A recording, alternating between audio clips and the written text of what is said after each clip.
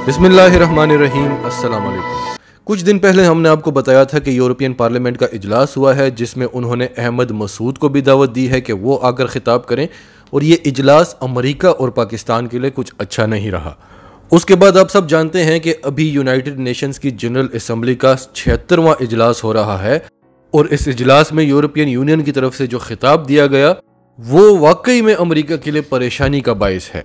America और Europe का इत्तेहाद अब टूटने जा रहा है, और जो खतरा पाकिस्तान को था वो टल गया है। पाकिस्तान के लिए बड़ी खुशी की खबर है। तो इस हवाले से हम आपको सारी डिटेल देंगे। फिर आपको बताएंगे कि बरतानिया की खवातीन क्रिकेट टीम की खिलाड़ी पाकिस्तान की तारीफों के पुल बांध रही हैं, बरतानिया और भारत को खरी खरी सुना रही हैं और मुतालबा कर रही हैं कि हमारा पाकिस्तान का दौरा रीशेड्यूल किया जाए।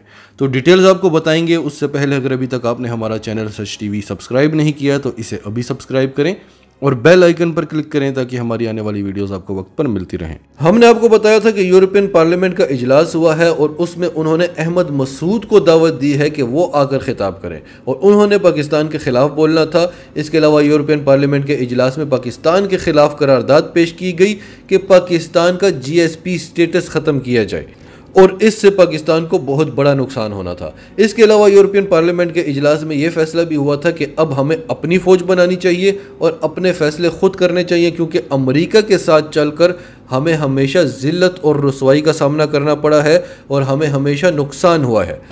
उसके बाद क्या हुआ? पाकिस्तान के लिए बहुत अच्छी खबर है कि यूरोपियन यूनियन ने पाकिस्तान का GSP+ स्टेटस 1 साल के लिए मज़ीद एक्सटेंड कर दिया है। ये पूरी कौम के लिए बहुत बड़ी खुशखबरी है, और क्यों है ये डिटेल हम आपको बता चुके हैं।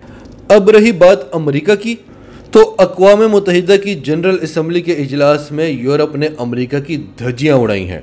हमने आपको बताया था कि अमेरिका का, UK का और ऑस्ट्रेलिया का एक इत्तेहाद बना है, और इस इत्तेहाद का नाम है AUKUS, और इस इत्तेहाद के बनते ही अमेरिका के साथ ऑस्ट्रेलिया ने एक सबमरीन की डील कर ली है, और इस डील को करने के लिए ऑस्ट्रेलिया ने फ्रांस के साथ अपनी डील ख़त्म कर ली, जिस पे फ्रांस शदीद गुस्से में था, क्योंकि वो ऑस्ट्रेलिया के लिए सबमरीन्स बना चुका था। लेकिन अमेरिका के साथ इत्तेहाद करते ही ऑस्ट्रेलिया अपनी बात से फिर गया और फ्रांस को बहुत बड़ा नुकसान हुआ। तो इस वजह से भी यूरोप अमेरिका से शदीद नाराज़ है कि एक तो उसने यूरोप को इत्तेहाद में शामिल नहीं किया। क्या यूरोप हमेशा इस्तेमाल होने के लिए है?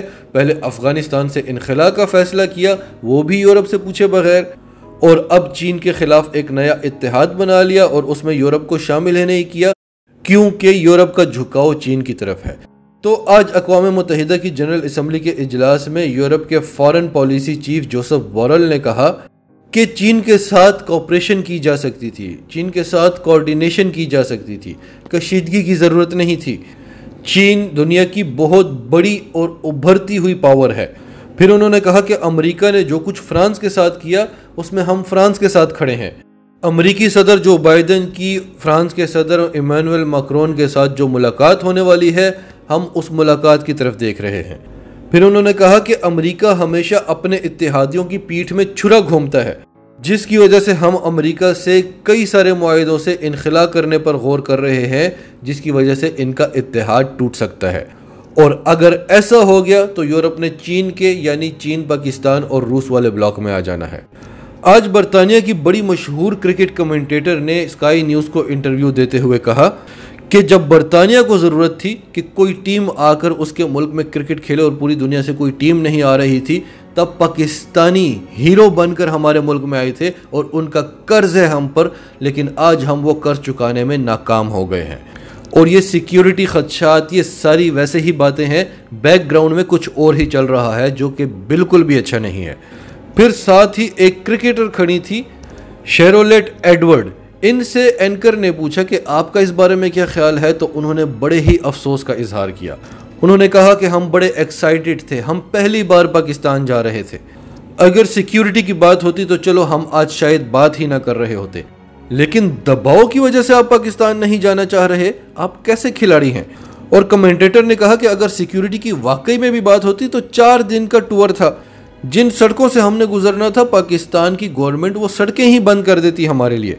शेरोलेट एडवर्ड ने गवर्नमेंट से मुतालबा किया कि हमें पूरी उम्मीद है कि गवर्नमेंट हमारा टूर रीशेड्यूल करवाएगी, और जो एंकर ये सवालात पूछ रहा था उसने कहा कि मैं खुद पाकिस्तान गया हूं क्रिकेट टीम के साथ और ऐसी ज़बरदस्त सिक्योरिटी थी, प्रेसिडेंशियल लेवल की उन्होंने हमें सिक्योरिटी दी थी।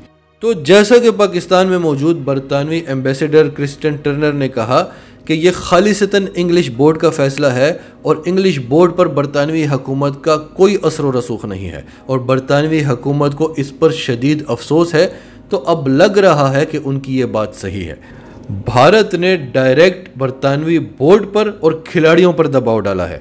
अल्हम्दुलिल्लाह इन 3 सालों में पाकिस्तान का इमेज इतना अच्छा हो गया है कि अब पाकिस्तान ना भी बोले तो दुनिया पाकिस्तान के लिए बोलती है।